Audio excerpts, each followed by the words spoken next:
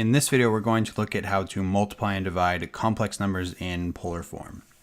So if we're given these two complex numbers, z sub 1 and z sub 2, to take their product, z sub 1 times z sub 2, basically all you have to do is take the r value of each number, r sub 1 and r sub 2, take their product, that number is going to go out in front, and then we're going to take the angle measures, theta sub 1 and theta sub 2, from each of our two numbers and take their sum.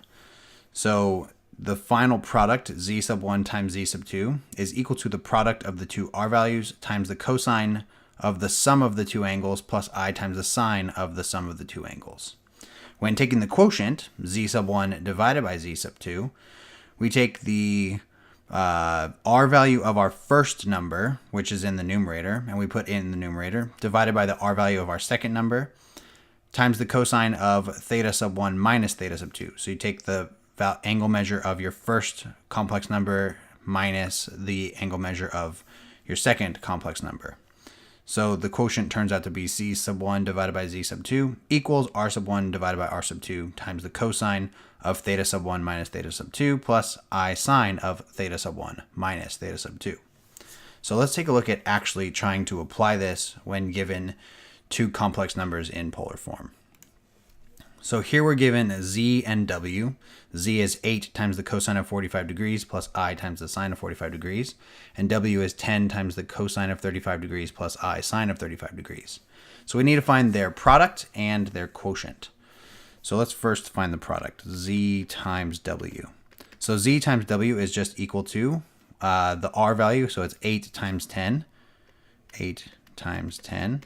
All of this times the cosine of 45 plus 35, 45 degrees plus 35 degrees, plus I times the sine of that same sum, 45 degrees plus 35 degrees.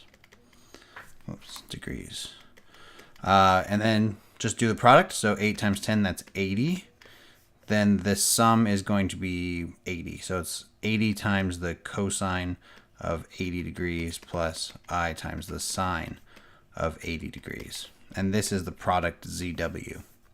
If we want to look at the quotient, so Z divided by W, since Z is in the numerator, that means that the 8 is in the numerator. So it's 8 divided by 10, which is the R value of W, all times the cosine of 45 degrees minus 35 degrees plus I times the sine of the same difference, 45 degrees minus 35 degrees. 8/10, that reduces to be 4/5. So this quotient is 4/5 times the cosine of 10 degrees plus I times the sine of 10 degrees. And this would be the quotient of z and w. In this example, so it's just another example, this time we're given our angle measures in radians, and we want to take their product and their quotient. So the product, z times w, is equal to, so 3 rad 2 times 2 rad 2, 3 rad 2 times 2 rad 2, all times the cosine of 2 pi over 3 plus pi over 12 plus I times the sine of the same sum. So we have to get a common denominator. That would be 12. So I just multiply numerator and denominator by 4 here. So that would be 8 pi over 12.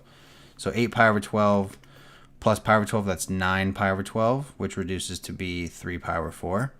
And then 3 rad 2 times 2 rad 2, that's 6 times the square root of 4, which is 6 times 2. So this is 12 times the cosine of 3 pi over 4 plus I times the sine of 3 pi over 4.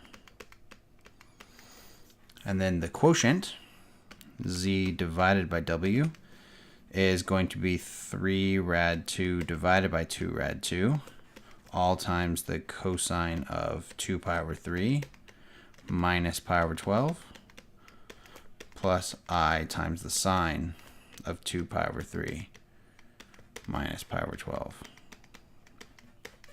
And again, 2 pi over 3, that's just 8 pi over 12. So 8 pi over 12 minus pi over 12 is 7 pi over 12.